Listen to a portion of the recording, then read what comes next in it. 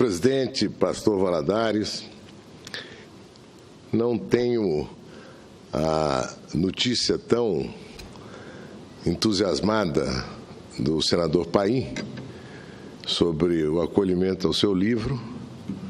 Eu não publiquei nenhum livro ainda aqui no Senado, mas quero fazer algumas considerações sobre uma reunião que tivemos hoje, presidente. Uma reunião conjunta da Comissão de Constituição e Justiça e da Comissão de Assuntos Econômicos, onde foram convidados, estavam presentes, 4 debatedores, 2 que foram lá explicar, justificar, mostrar as razões que levaram o governo a propor a PEC 241, conhecida como PEC do Teto, e que o senador Ferraço disse que devia ser melhor conhecida como PEC da responsabilidade fiscal, coisa com que eu concordo, e 2 debatedores que foram fazer um questionamento à PEC, um questionamento muito mais político, ideológico, do que um questionamento técnico que tenha sustentação. Mas eu nem ia trazer esse assunto ao plenário, senhor presidente. Entretanto, eu vi a fala da senadora Vanessa Graziotin, agora há pouco aqui, e a fala da senadora é um solilóquio. Ela fala com ela mesma, não é? Mas já que ela fala na tribuna do Senado, é importante que a gente venha aqui para contrapor a fala da senadora Graziotin um pouco de realidade. O Brasil acaba de enfrentar uma eleição. O partido da senadora Graziotin, o PT, perdeu quase todas as posições, considerando a relevância das posições que tinham, a insignificância das posições que tem hoje, em relação ao que tinham até então. Quer dizer, houve um recado muito claro dos eleitores: nós não queremos isto que o Senado da República, o Congresso Nacional, afastou. Não é só ex-presidente, é tudo que ela representa, é tudo que representa esse lulopetismo que ao longo de 13 anos e meio quase, nos colocou na pior crise econômica da nossa história. Foram apresentados lá hoje, senhor presidente, gráficos dos últimos 120 anos. Não houve nenhum outro momento na história do Brasil onde nós tenhamos chegado a uma queda na economia tão forte como nesses últimos 3 anos, 14, 15 e 16.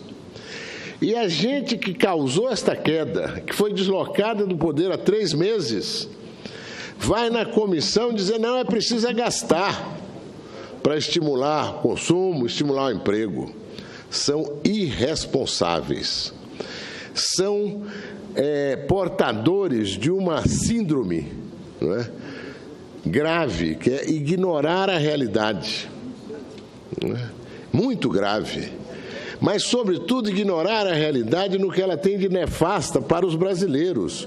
12 milhões de desempregados, 22 milhões se contarmos aqueles que já desistiram de procurar emprego, aqueles que tentam, mas não conseguem. Enfim, um contingente formidável dos brasileiros em idade adulta que estão privados de renda por um governo danoso, desastroso, que deu 500 bilhões de reais para o BNDES distribuir entre seus amigos, os ditos campeões nacionais, que não geraram um novo negócio no Brasil. Fizeram aquisições aqui e acolá, mas não investiram em tecnologia, não investiram em produção, não investiram em infraestrutura. Desastre. Compadrio. O mesmo compadrio que eles alimentaram nas renúncias fiscais. Neste ano, senhor presidente, as renúncias fiscais devem chegar a mais de 200 bilhões de reais. Com urgência, nós temos que interromper essa sangria. O resultado disso, do ponto de vista de competitividade, do ponto de vista de produtividade, é praticamente nenhum. de novo compadrio.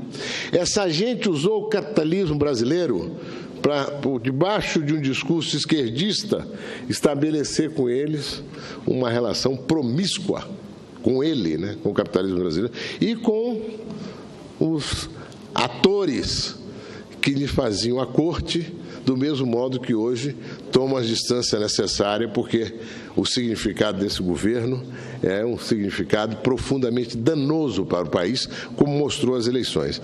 Agora, a senadora vem aqui e a fala dela é uma fala repetitiva. Ela tenta cobrar muito comparações com o governo Fernando Henrique.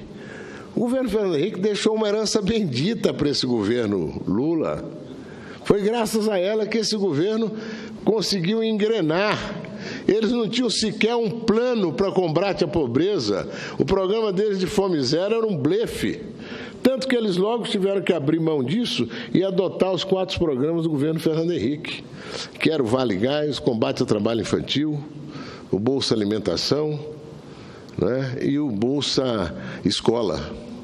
Então, você tem ali um ambiente, uma situação que é de derrota total, não aceitação e reiteração, tentando buscar, através da mentira, tirar alguma coisa, seja através de comparação, seja através de dizer que é possível fazer isso ou aquilo hoje.